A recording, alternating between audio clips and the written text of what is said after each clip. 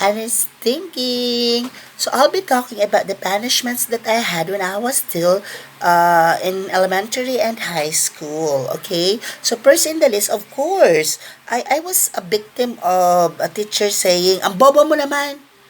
But I didn't react negatively. Instead, I took it positively. So the next school year, I was named first honors. Oh, you see, no. So it's a matter of taking things positively. Okay. So students nowadays are really that much when it comes to being hurt. Whenever they hear negative things, then they feel as if they are really what they are really abused and whatsoever. But actually, they are not. They are just being challenged to be the best version of themselves. Okay? So that's the first one that I experienced. When I was in grade 3, what I had, I was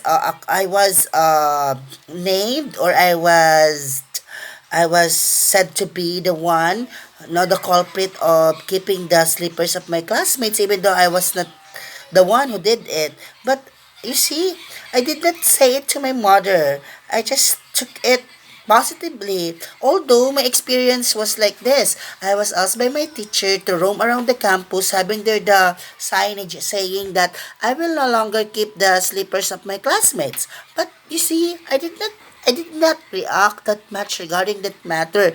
So instead, what I said to myself was that if if time comes that I would be the one who will be deciding who's really the victim, then I'll be who's really the culprit, no, who's really the criminal of a crime, then I would be basing my judgment on evidences. Of course, it should be like that. Oh, you see, but I didn't react negatively about it. But instead, I instilled in my mind that if ever I'll have the chance on figuring out who's really the criminal, who's really the culprit, then I'll sit it that I'll be basing my decision from evidences, from facts, so that I won't be naming someone who's really innocent. You see? No? So that thing, the punishments, the lines being uttered by teachers are what? Are really leading us into figuring out things in life. So they make us strong or stronger or the strongest versions of ourselves. So let's not take those things negatively, okay? Another thing, when I was in grade 5, now I know that if you're the one is going to be chosen as the right hand of your teacher, then indeed you are powerful. Why? You have the right to write down the names of your classmates who are not doing good inside the classroom, who are not doing the sit work, the exercises, no, who are really talking that much, who are not paying attention to the instructions given, wherein no, those who are going outside without the permission of the teacher will be listed down. So what will happen? If your name will appear on that paper signed by the one who was asked to do so, then you will be ordered to go to the herbal garden and get 10 leaves or 20 or more leaves of Serpentina. Now, we call that Essential Buhay where they're in Legazpi City. But you see, no, you see, from that experience, no, I just experienced it once, twice, or thrice. I can't remember that much, but I experienced it. No, wherein I really got angry with the right hand of my teacher because even though I was not noisy, my name was there. Maybe to get even on me. But you see, the experience itself taught me to follow the orders given by the teacher, even though he was not around.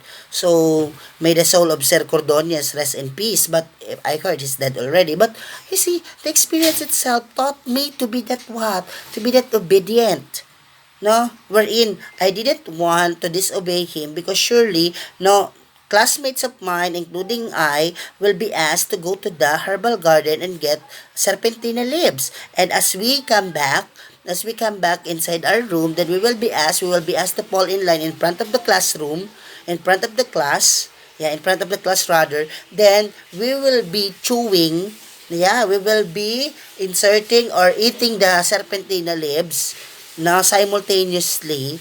Now, then we are not allowed to spit it, or else, no, you have there the stick. Then you will be hit by the stick. So even though it's very, it tastes so bitter, yeah, bitter than bitter gourd, then we had no choice, but we had to eat the serpentina leaves. No, even though we wanted to drink water, we couldn't drink water because there was no water available on hand. So what happened? Our saliva were really dripping down from our mouths. No, then all we had to do is to do it like this, so that we can no longer, so that we can at least, no, lighten the, the embarrassment. Although we were embarrassed, it taught us what? Discipline. No, that we should be obedient to the teacher even though he was not there. Oh, you see? No? So I advise schools, school heads, especially TL teachers, to have once more that herbal garden in the school and plant serpentina, so that, no, pupils who are hard-headed will just be asked to go there and get some leaves of the serpentina and be back inside the classroom and eat the serpentina in front of the class. Then, you see, no, the next time around, you will be very quiet, and you will no longer be included in the list. Oh, you see? No, very effective. Try it. Highly, very much recommended. Okay? Then when I was in, I think, first year high school. When I was first year high school, I was not able to prepare my report in Araling Panlipunan 7. And my teacher was known to be that, strict. No? I was absent for a day. Although I was given a report, then I was absent because of a certain excuse that was really, valid. But I heard from my classmates. They said they said, Mom said that you're no longer allowed to enter her class. No, you just go back there if you will be bringing your parents, your mother, your father, like that. So what I didn't attend her classes. I think for 2 or 3 weeks, I was just outside. Whenever it's her time to teach us, then I just went out. Yeah, I went out of the room. I go somewhere. I went somewhere else. Now I look for my friends. We were just talking. Now while waiting for her time to finish. But unfortunately, my mother found out that I was not in the classroom. That for 2 weeks already, or three, I was not attending her classes. So she went there. Then she talked to my teacher. Then, that happened. I was admitted again. No, but it taught me that good, that whenever we are given, now whenever a student is given a responsibility, then a student must be responsible enough to do it, no, so that others will not be affected. So from then on, I realized that whenever a report is given to me, then I should prepare for it. I should make myself that good at it and present it to the class. Now, it's a very good experience. So, charge it to experience. Do not take it negatively. And parents should not react negatively. They should ask the entire story, what really happened. Okay? No? You see? When I was in grade 9, third year high school. Yeah, when I was in third year high school, because when I was in second year high school, I had no problem. When I was in third year high school, my teacher shouted at me, but I didn't react negatively. Although I got embarrassed, but it was my fault. No? So parents, let us ask our children if what really happened, if they are really innocent or what.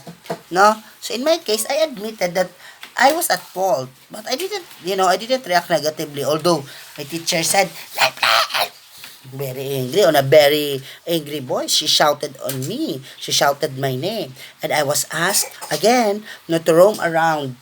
To roam around. No, it's a different incident. The first one, she shouted on me because of bluffing towards my classmate. The next time around, I was asked not to roam around together with my classmates because we didn't do our requirements. We didn't come up with our project.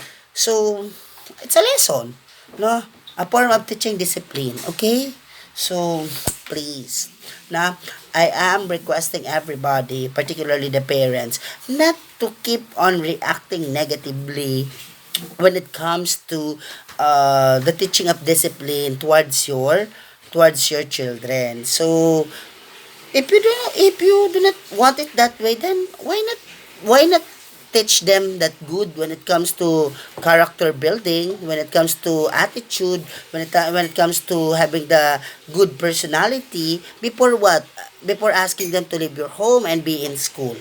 But if you will be teaching them personally, no, if it will be taught na in the homes of yours, then surely as they go out from your home, then attend schooling, they will not encounter problems dealing with such because they definitely know how to carry themselves and to perform that good inside classrooms. Okay?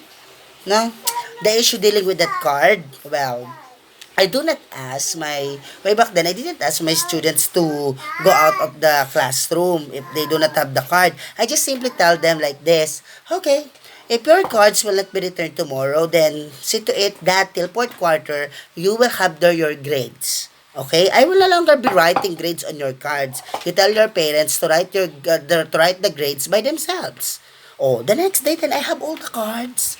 Oh, you see, it's a matter of, being that kind of, witty, not telling your students that they have to comply. No. Oh, you see? But I was able to, what? To oblige them to bring their cards the second day around or the next day. So it's kind of like that, okay? So again, fellow teachers, um, we can no longer avoid, now we can no longer avoid the occurrences of such incidents, no, because we cannot explain, no, we can explain but they cannot understand. No, there are many who cannot understand what we are trying to teach, no, the learners. So let us just be that intelligent enough or witty enough, no, or clever enough to think of ways on how we can best address issues like that, or how can we tell them that they needed to do this, no, or else, no, it will be the other way around that will be happening on them. So let us just be that good. But again, I cannot blame teachers because there are many provisions, there are many things under child protection policy that states that it is like this and like that. But what's the best thing to do is to alter it, or put some revisions, no, add some probations rather, that will that will really support the teaching of discipline among learners. Okay? So, thank you so much. Thank you so much.